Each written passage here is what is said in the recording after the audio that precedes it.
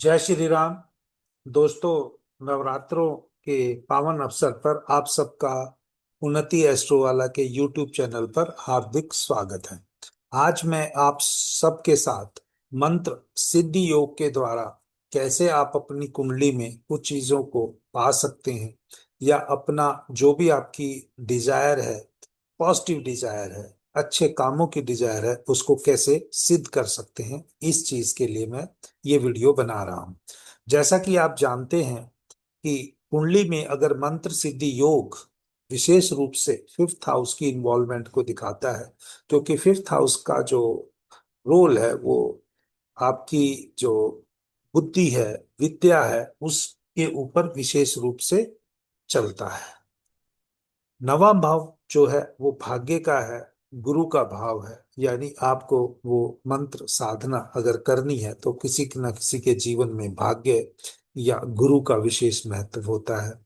या कुछ कुंडलियों में ऐसा देखा गया है कि जातक अपने कर्म के द्वारा ही उन सब चीजों को हासिल कर लेते हैं।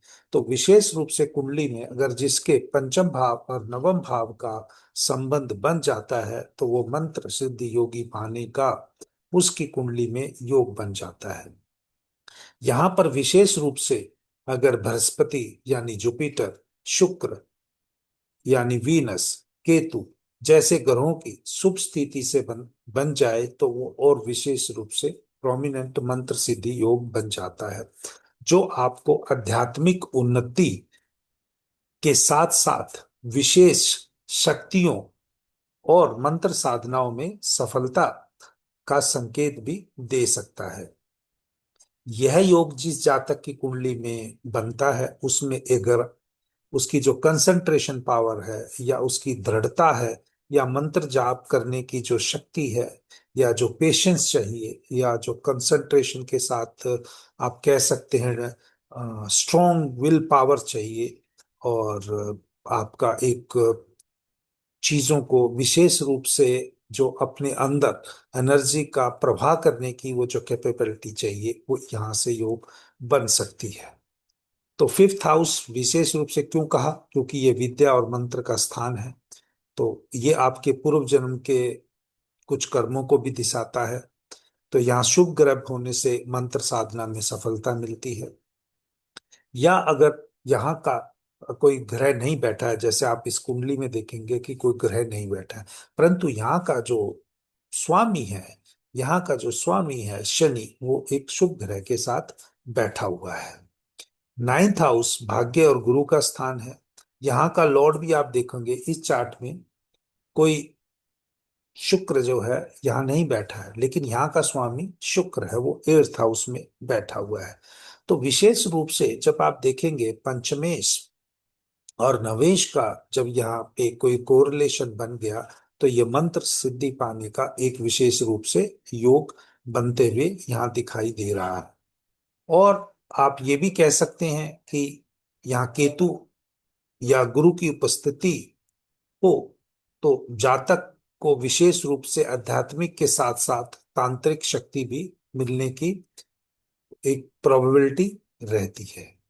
केतु, जैसा कि आप जानते हैं, मोक्ष और गहन साधना करने का एक कारक माना जाता है। अगर यहाँ पर इसका रोल फर्स्ट हाउस से, फिफ्थ हाउस से या नाइन्थ हाउस से बन जाए तो यहाँ पर भी मंत्र आप कह सकते हैं कि मंत्र सिद्धि योग की बहुत ज्यादा संभावना रहती है।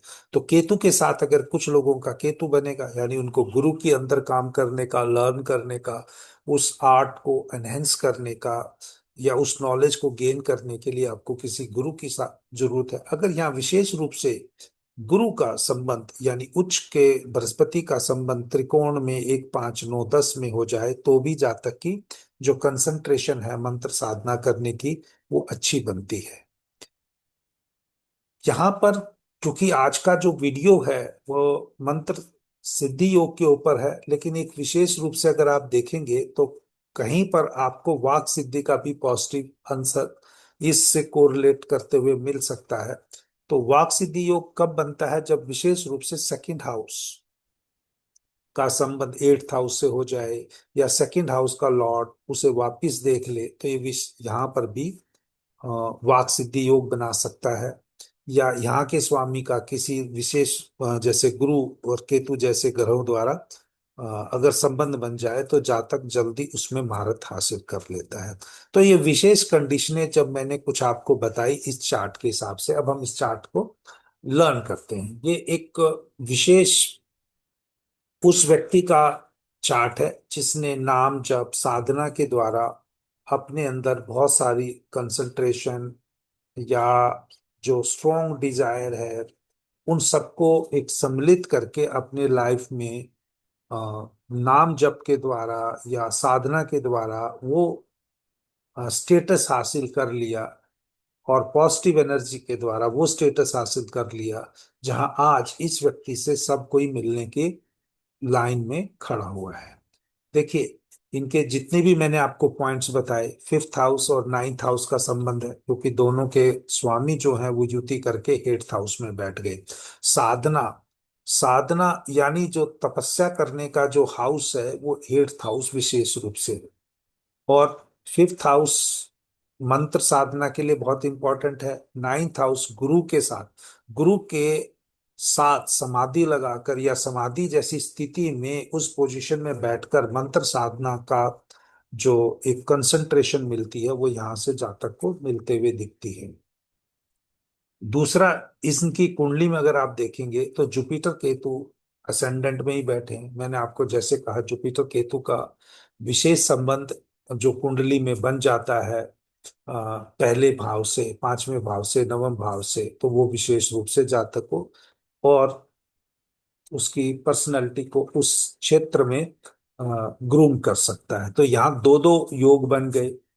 तीसरा योग अगर आप देखेंगे इनकी कुंडली में, जो चंद्रमा केतु का योग होना चाहिए, चंद्रमा केतु का आपको योग यहाँ सीधा नहीं दिखाई देगा, लेकिन चंद्रमा केतु का योग इनकी कुंडली में आपको ऐसे दिखाई देगा क्योंकि नवम भाव से चतुर्थ भाव गुरु का आश्रम है और वहां पर चंद्रमा बैठा हुआ है।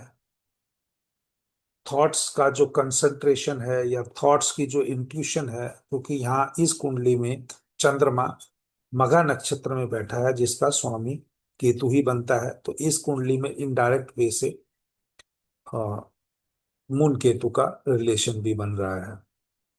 तीसरी जो इंपॉर्टेंट है, क्या वो उस थॉट्स को बाकी लोगों तक आध्यात्मिक वे से स्पिरिचुअलिटी के साथ कन्वे कर पाएगा। इसके लिए कुंडली में मरकरी केतु का योग बहुत इंपॉर्टेंट है। इस कुंडली में आप देखेंगे जुपिटर बुध की राशि में बैठा है और जो बुध है वो गुरु की राशि में बैठा है। तो दोनों के बीच में जो है राशि परिवर्तन है।